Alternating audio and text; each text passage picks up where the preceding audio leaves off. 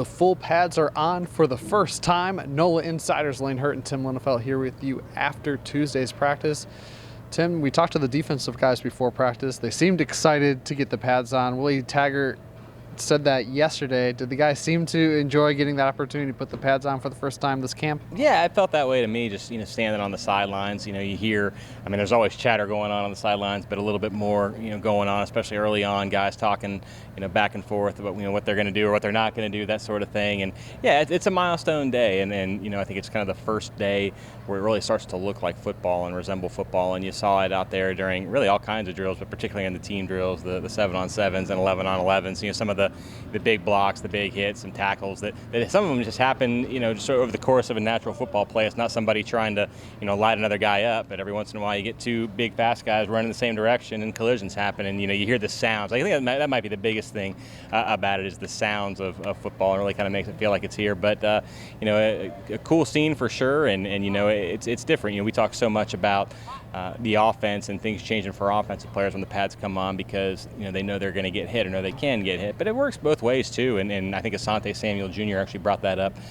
today earlier before practice when he said, before when you're thudding or when you're chasing or whatever, sometimes you can get credit for a tackle or a sack that everybody kind of knows in a real game wouldn't be a tackle or wouldn't be a sack. And so, you really kind of start to see, who's actually making those plays, who is in position to make plays, but is finishing them as well, not missing tackles or able to break free of a tackle. And, it all kind of starts to look really, kind of like we were saying, just more like actual football, and that's always a good thing. You kind of said it there at the end. So plenty of guys have looked good through the acclimation period and just wearing those shorts and helmets. Anybody stand out today that kind of confirmed what you've seen those first few days, or conversely, anybody look better once the pads came on? I tell you what, I saw a lot from the running game, and Willie Taggart after practice had a lot of good things to say about that as well. For a lot of the early portion, it looked to me like the defense was sort of getting the better of it, which I think is to be expected. We always say if your offense is making a lot of plays on your defense early in camp, you might have something to worry about. But so the defense, I got the better of it early on, but by the end, the offense was breaking some things, and I thought the running game looked really good, particularly Kalen LeBourne, who is getting a lot of reps out here through really over the last few days, and looks like he will be going forward. Some really big runs, some nice cuts. At one point, when the team was inside, had a long touchdown run.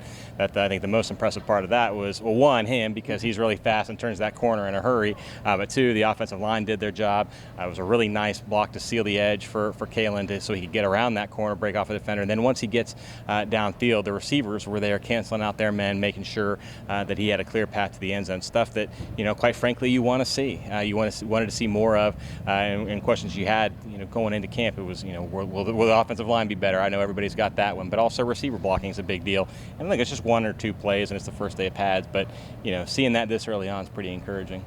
As far as moving forward now, what do you look for? Is it a matter of guys being able to stack 1, 2, 3 good practices on top of another as the camp grind goes on, looking for a few more guys to kind of stand out and rise above the pack? I asked Willie Taggart that exact question because, now we've been through, for all intents and purposes, the first week of camp and all the big milestones as far as putting on, shoulder pads, then putting on full pads have happened. So now you get kind of into the dog days, if you will, and Willie Taggart said now is the time for guys to, lock down their focus and lock down their drive and their intensity, and this is when it gets a little bit tough, especially between now and the first team scrimmage, which is still a little ways away. Guys are just out here practicing and grinding day in, day out, and it can get pretty tough, but that's part of it, right? That's part of the maturity and the growth and getting through the next few days in the meat of fall camp. That's a test of your resolve, and you need to pass that test as well. So I think that's what they're going to be looking for. There you have it, Seminole fans. We'll have much more as fall camp continues and Florida State works ever so closer to that opener against Boise State in Jacksonville. For Tim, I'm Lane. Go Noles.